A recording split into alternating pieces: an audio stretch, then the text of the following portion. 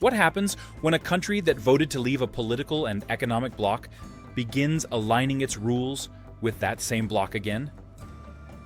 Nearly a decade after the 2016 referendum, the United Kingdom is negotiating closer regulatory ties with the European Union, raising a fundamental question about sovereignty, economic strategy, and long-term positioning. The issue is no longer whether Brexit happened, but how far its practical effects are now being adjusted. What fundamentally changes depends on how this alignment evolves. If the UK adopts dynamic alignment with EU regulations, it could reduce trade friction and stabilize economic relations with its largest trading partner. If the policy fails politically, it could reopen divisions that have shaped British politics for over a decade. If negotiations expand beyond limited sectors, it may gradually redefine the UK's post-Brexit model without formally rejoining the EU.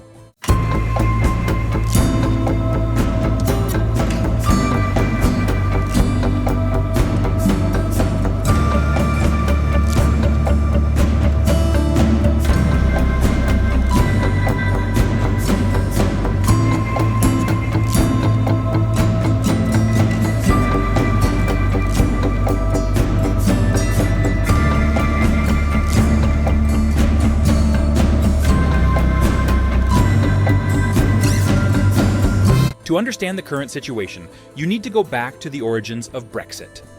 In 2016, the UK voted to leave the EU, prioritizing legislative independence and control over trade, migration, and regulation.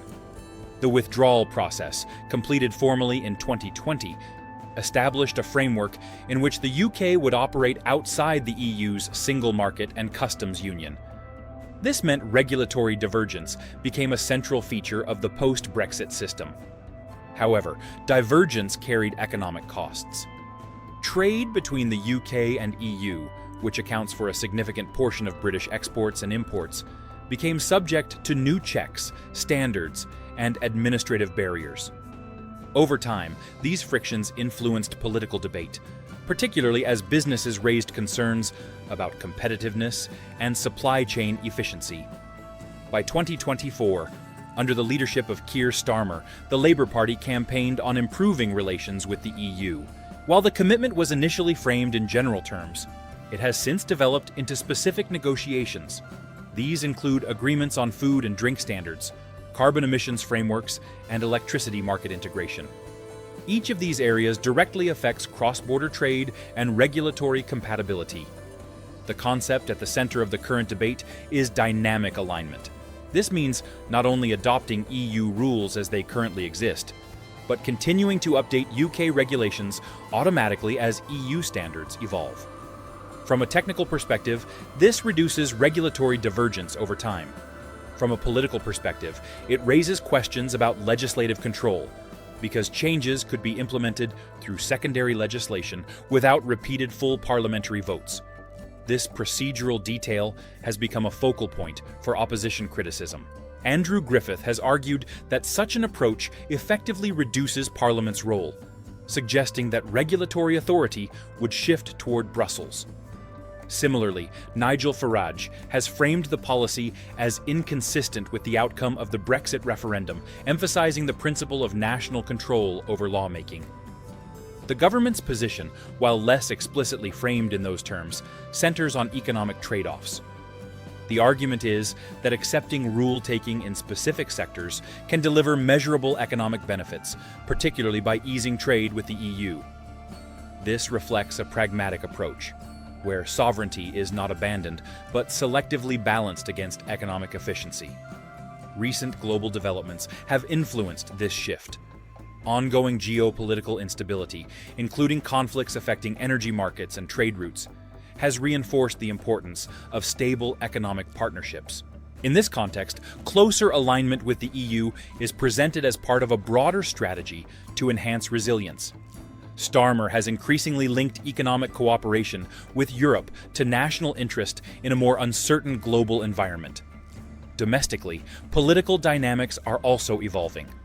Public opinion has shifted, with polling indicating growing skepticism toward Brexit outcomes.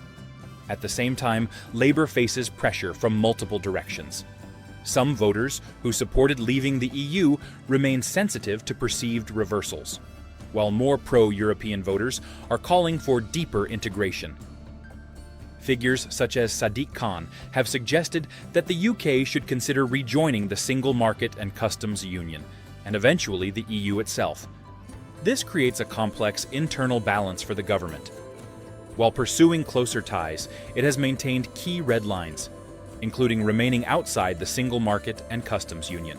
These constraints limit the scope of integration, ensuring that the current approach remains incremental rather than transformative. Negotiations with the EU also involve external pressures. European policymakers are aware of the UK's interest in closer cooperation and may seek concessions in return. This dynamic has been observed in ongoing discussions, including those related to a youth mobility scheme. The UK has proposed limits on the number of participants, while some EU member states have raised issues such as tuition fee parity for European students in British universities. Now consider the first scenario.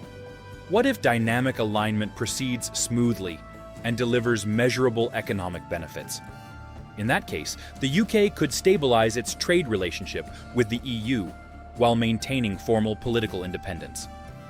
Over time, this could create a hybrid model, where the UK operates outside EU institutions, but remains closely integrated in key regulatory areas. A second scenario presents a different outcome. What if political opposition intensifies and forces the government to scale back or abandon alignment? In that situation, regulatory divergence could continue, potentially increasing trade friction and economic uncertainty. This would reinforce the original post-Brexit model, but at the cost of reduced integration with the EU. There is also a third possibility. What if incremental alignment gradually expands into broader cooperation, driven by economic necessity and political pressure? In that case, the UK could move closer to EU frameworks without a single decisive policy shift, effectively reshaping its relationship over time through a series of smaller steps. The geopolitical implications extend beyond the UK and EU. Europe's economic cohesion and regulatory influence depend in part on how closely neighboring countries align with its standards. The UK's decisions therefore affect not only bilateral trade, but also the broader balance between regional integration and national autonomy. At a broader level, this situation reflects a recurring tension in international politics.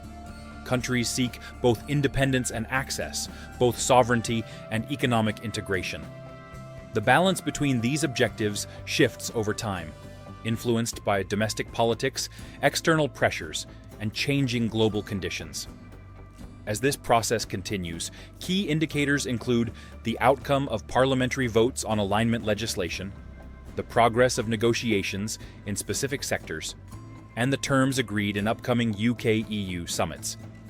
These factors will determine whether the current approach remains limited or expands into a more comprehensive framework. What remains uncertain is whether this phase represents a temporary adjustment or a longer-term recalibration of the UK's position in Europe. The debate is no longer about leaving or remaining, but about defining the practical meaning of independence in an interconnected economic system.